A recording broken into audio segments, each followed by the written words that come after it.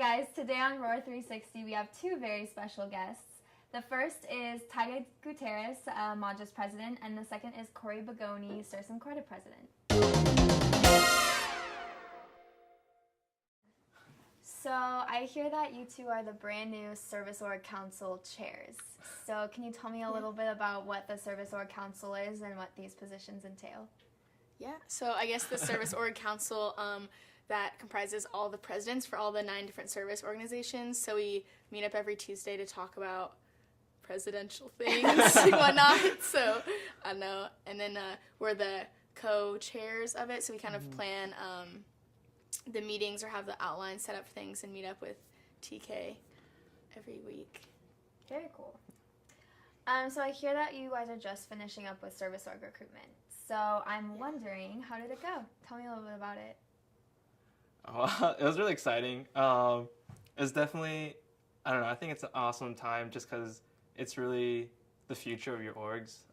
You know, having to meet people, having to kind of, you know, you never really know like who's going to apply, but at the same time you kind of have that control of, you know, where your org is going to go and what the future of it is.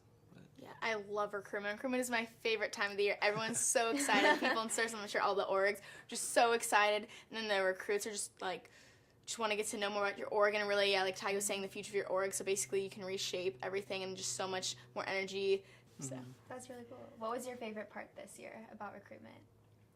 I always like talking to the people that are interested. It's just, I don't know, it's just great to, I don't know, meet new people that are so passionate, and then you can just, you know, see them in your org and like make your org more passionate as a whole and just do more in the community, and that's probably my favorite part. Yeah, it's also, I think it's so exciting just to see your own org get really excited for the members, and just like, you know, seeing them interact, seeing them kind of re-spark that passion for, you know, the org that you're in. I think it's awesome.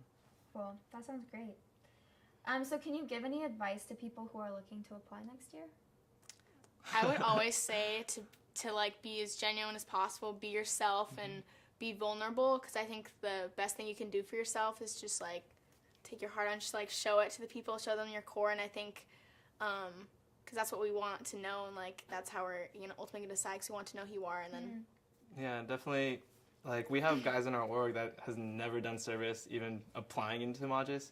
So definitely don't feel like you have to be like one type of person. Like, just show us like who you really are, and you know, ultimately like you want us to like who you really are, not just the person that you're trying to be. So absolutely.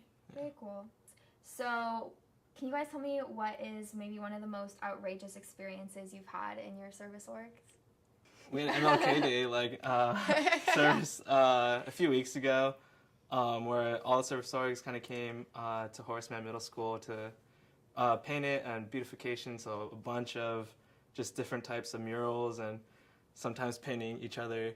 Kind of got, you know, a little fun into that, but it's always like really fun, I think. Yeah, for sure. I guess something that Sursum does, we have kind of more of a social event called Survivor. And so usually we like start at like 7 or 8 in the night, and we just go till really early in the morning doing crazy things. Last year ours was 90s theme, so there's one challenge of people were like chugging SpaghettiOs, which is awesome. I mean, just a lot of other fun stuff. We have a good time everything we do. So that sounds like a ton of fun. So if you could sum up the service org community in an animal, what would that animal be?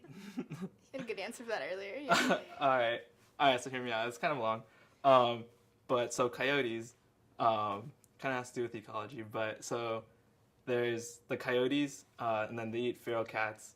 Feral cats eat birds, and birds eat insects. So with like coyotes and them feeding on the feral cats, the feral cat population goes down, bird population goes up, insect population goes down, which means we have to use less insecticides and less pesticides. More things can be naturally grown.